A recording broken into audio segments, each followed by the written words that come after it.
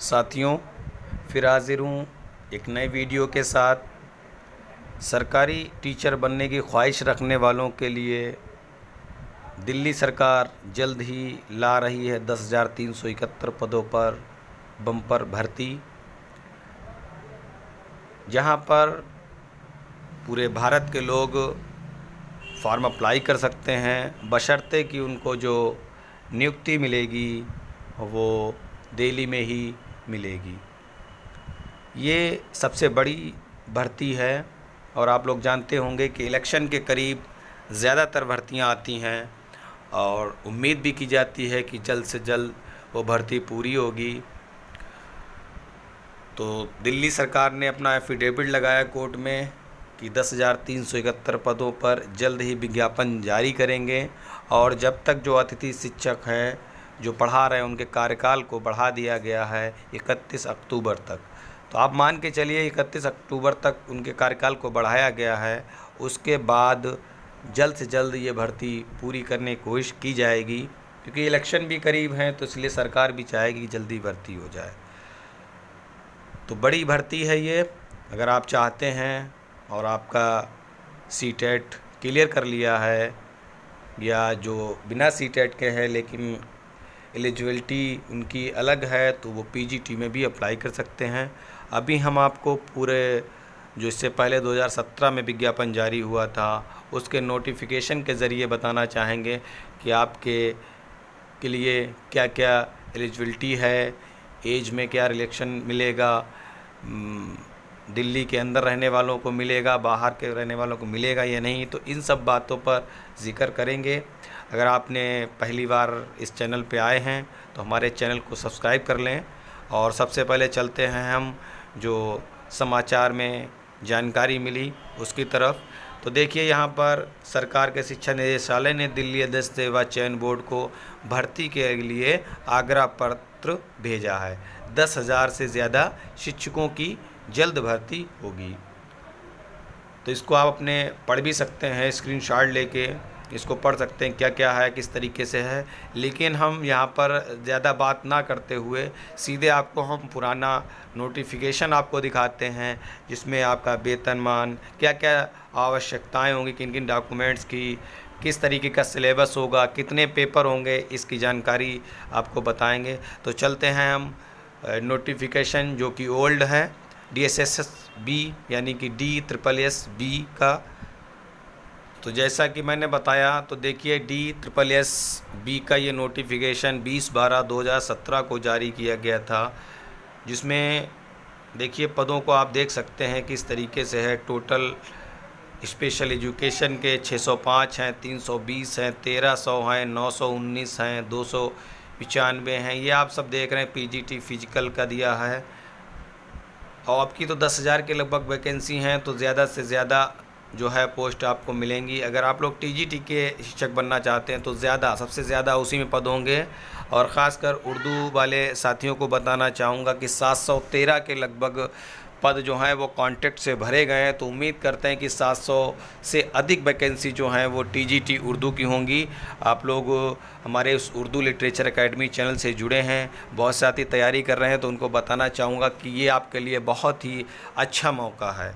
तो आप इसकी तैयारी अभी से करना शुरू कीजिए, क्योंकि 4 से 5 महीने में आपको पूरा सिलेबस देखना होगा।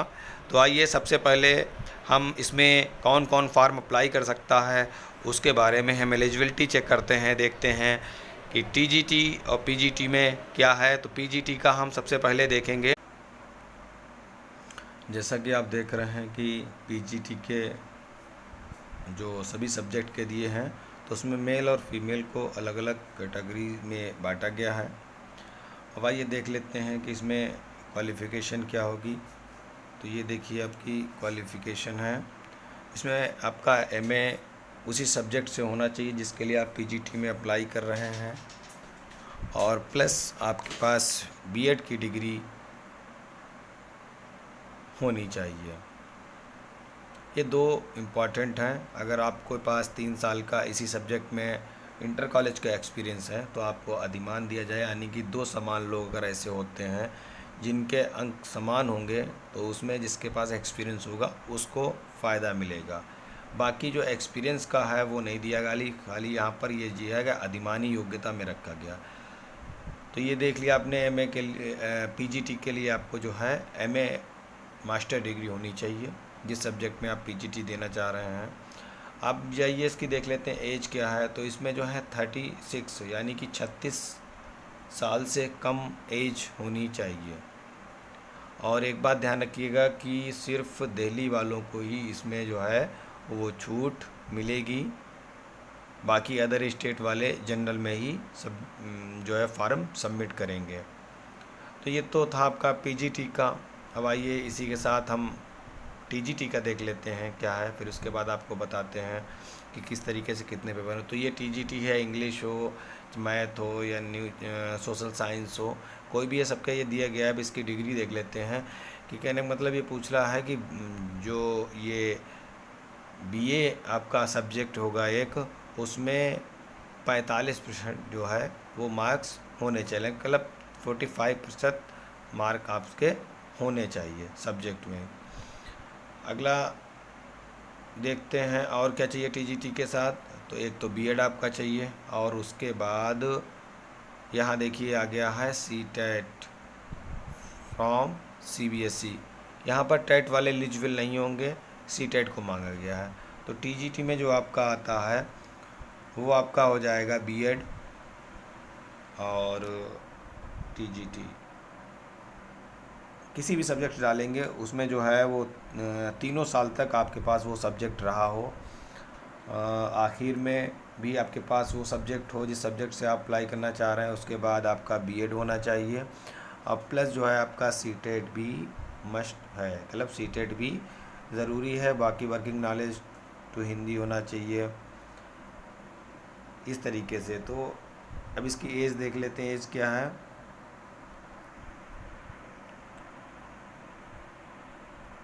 पे स्केल इसका दिखाई दे रहा होगा आपका 93 भाई, अब तो ग्रेड पे हट गया है। तो ये देखिए 32 साल है, कितनी है एज इसकी, 32 साल। वही आरक्षण लागू होगा सिर्फ एससी एसटी के, अगर के बाहर के लोग हैं तो उनको आरक्षण लागू होगा। बीसी में आपके पास दिल्ली का ही प्रमाण पत्र होना चाहिए। तो मान के चलिए आपकी एज 32 साल जनरल और अदर स्टेट के बीसी आरक्षित वर्ग के लिए, एससी एसटी को छोड़ के 32 वर्ष। अगर हाँ एक ख़ास बात है कि अगर आप फीमेल्स की बात करेंगे तो फीमेल्स में जो है वो आपको 40 साल की लगभग जो है वो एज तक फार्म अप्लाई कर सकते हैं। देखते हैं कहाँ पे एज रिलेक्शन का दिया है कॉलम, मैं पढ़ के बता चुका हूँ कि पीजीटी के लिए 36 ईयर्स, जनरल और बीसी अदर स्टेट वालों के लिए सेम रहेगा कि बीसी वाला जनरल में ही जाएगा। और टीजीटी के लिए 32 यानी कि 32 साल। अब आती महिला के लिए, तो महिला जो है वो 40 साल के लिए जो है फॉर्म अप्लाई कर सकती हैं। तो ख्याल रखिएगा महिलाओं के लिए जो है वो 40 साल की एज है। इसलिए आप लोग, क्योंकि बहुत से साथी कहते हैं कि जो है एज में अंतर है, तो बताना चाहूँगा सिर्फ महिला के लिए यहाँ पर जो 40 साल है, बाकी 36 और 32 ही आपका है। अब देख लीजिए इसका एग्ज़ामिनेशन की फ़ीस पिछली बार कितनी रखी थी। तो एग्ज़ामिनेशन की जो फ़ीस थी वो आपकी रखी थी 100 रुपये, बहुत ही कम शुल्क लेते हैं ये लोग। और एक देख लीजिए इसका सिलेक्शन प्रक्रिया क्या होगा। तो 1 टियर और 2 टियर, यानी कि फर्स्ट परीक्षा, उसके बाद इसको क्लियर करने के बाद सेकंड परीक्षा। जैसे आपने देखा प्राथमिक प्री एग्ज़ाम और उसके बाद मेन एग्ज़ाम पीसीएस वगैरह में, उसके बाद इंटरव्यू नहीं है इसमें, ठीक है। तो प्री को 1 टियर कहते हैं, उसके बाद क्वालिफाई करने के बाद 2 टियर आएगा, ये इसका एग्ज़ाम होगा। आपको देख लें इसमें पैटर्न में कितने क्वेश्चंस पूछे जाएंगे। तो ये देखिए इसमें आपके जो है 200 जो पहला पेपर होगा वो 200 प्रश्न का होगा और जिसमें 1 नंबर होगा। इसमें आपके 80 क्वेश्चन जो हैं वो जीके के होंगे। जीके में देख रहे हैं general awareness, general intelligence and reasoning, arithmetical, numerical ability. तो हिंदी में बताना चाहूँगा सामान्य ज्ञान और तार्किक क्षमता और अंक गणितीय और हिंदी लैंग्वेज और इंग्लिश लैंग्वेज का जो वो गद्यांश नहीं पै रहा था वो उस तरीके से पूछा गया। इन सब के 20-20 क्वेश्चन होंगे, तो ये हो जाएंगे आपके बराबर 80 क्वेश्चन। और बाकी सब्जेक्ट का जो आपका होगा 20 सेक्शन होगा, उसमें जो है वो आपके 120 क्वेश्चंस होंगे। 2 घंटे 200 सवाल होंगे और आपको 2 घंटे में ही इनको सॉल्व करना है, कोई निगेटिव मार्किंग नहीं होगी। तो ये जो इसकी ये देखिए, यहाँ पर आप एज रिलेक्शन में देख सकते हैं। अगर आप SC/ST के हैं तो आपको 5 साल मिलेगा, BC के 3 साल मिलेगा, और अदर उसके हों। और यहाँ पर देखिए आ जाता है वुमेंस के लिए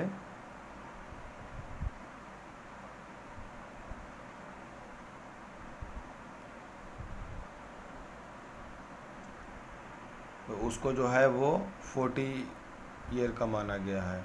यहाँ पर वुमेंस का नहीं दिखाया है, अलग से दिखाया गया इसका है। 40 साल तक आप अप्लाई कर सकते हैं। तो इस तरीके से पूरी जानकारी आपको मिल गई है।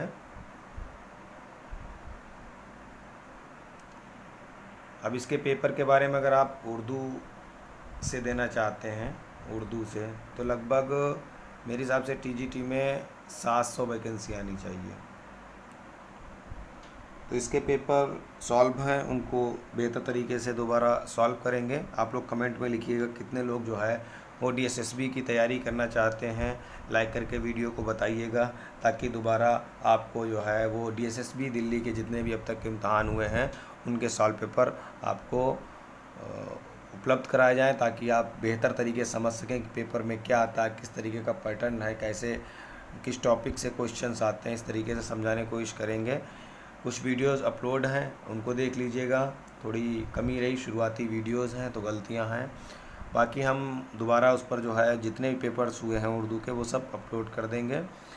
बस उससे पहले आपको हमारे इसी वीडियो में आपको बताना है कि आप DSSB उर्दू की तैयारी कर रहे हैं या नहीं कर रहे हैं, ज़रूर बताइएगा। उसके बाद ही वीडियो बनाने चालू करेंगे।